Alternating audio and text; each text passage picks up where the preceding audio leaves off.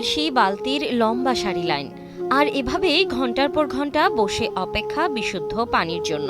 এ যেন এই এলাকার নিত্যদিনের ঘটনা। চারপাশে নদী ও খাল থাকলেও সুপেয় পানির তীব্র সংকটে ভুগছে পৌরবাসী। পানির এই অভাবে অতিষ্ঠ হয়ে অনেকেই আবার এক এলাকা ছেড়ে অন্য এলাকায় চলে যাচ্ছেন।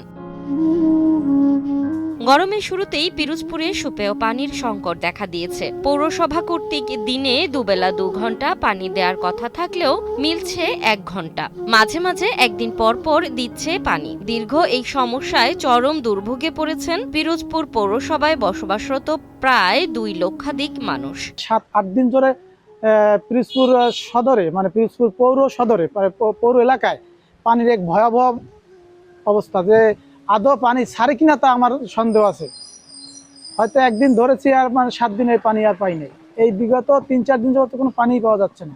আজকে পর্যাপ্ত পানি, যেখানে আমাদেরকে 1 থেকে 1.5 ঘন্টা 2 ঘন্টা পানি সাপ্লাই দেওয়ার কথা প্রতিবারে, সেখানে আমরা হয়তো সারাদিনে একবারও আমরা আধা ঘন্টা পানিও পাই না, যার জন্য মানুষের ব্যবহারের যে পানিটুকু সেইটুকু আমরা পাচ্ছি না। এমন অনেক এলাকা আছে যেখানে 2 দিন 3 দিন পর্যন্ত পানি সাপ্লাই যায় না। আমার জানা মতে আমারই এক পরিচিত এক লোক আছে, তারা প্রতিদিন হোটেলে খাইতে আসে। কি ব্যাপার, বাসায় রান্নার পানি নেই, তারা হাত মুখ ধোয়ার জন্য দূর থেকে কলসি ভরে পানি নিয়ে শুধু বাথরুমের পানিটা ইউজ করে। 2 দিন তারা 3 দিন গোসলও করে না। পিরোজপুরের জনগণকে সুপেয় পানির চাহিদা পূরণের জন্য পিরোজপুর জনস্বাস্থ্য বিভাগ 1983 সালে সুপেয় পানির জন্য চালু করে পানি শোধনাগার। সেখান থেকে শুরু করা হয় সুপেয় পানির সরবরাহ।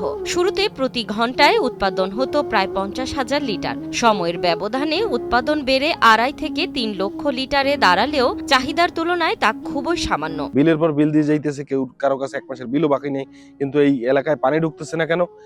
এর কোনো হদিস নেই, এর কোনো উত্তরও পৌরসভা দিচ্ছে না। আর আমরা ভোগান্তি শেষ করতেছি। এই 3-4 মাস পানি পাই না, কোথায় যাইয়া পানি এনে বউয়ের দানি, ওই সরকারের বউয়ের দানি। খাওয়ার পানির তো সমস্যা আছে, এবং সাধারণত আমরা যে বাসাবাড়ির কাজগুলো ধরবো এই কাজেও আমাদের পানির অভাব পড়তেছে।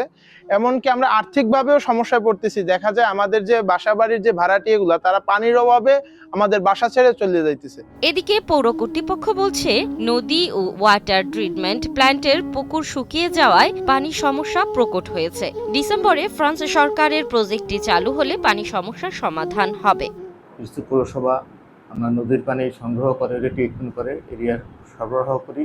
বর্তমানে নদীতে পানি নেই, নদী ভরাট হয়ে গেছে। আমাদের পুকুর, সেখানে আমাদের যে সিল্ট শিল্প সেটাও ভরাট হয়ে গেছে প্রতি বছরই। এবং এই ট্রিটমেন্ট প্ল্যান্টটা অনেক পুরাতন, যার জন্য যানবাহনের মেরামতের সমস্যা হয়, যন্ত্রপাতির সমস্যা হয়। এই সমস্যার জন্য আমরা চেষ্টা করতেছি। এই জন্য বাংলাদেশ সরকার সহায়তায় ফ্রান্স সরকার একটা প্রজেক্ট নিয়েছে, সেটা কসা নদীর পানি ব্যবহার করে সমস্ত এরিয়ায় পানি সরবরাহ করে। চরম এই পানি সংকটে পিরোজপুর পৌরবাসীর দৈনন্দিন জীবন মারাত্মকভাবে ব্যাহত হচ্ছে। দ্রুত কার্যকর উদ্যোগ না নিলে পরিস্থিতি আরও ভয়াবহ হতে পারে বলে আশঙ্কা করছেন স্থানীয়রা।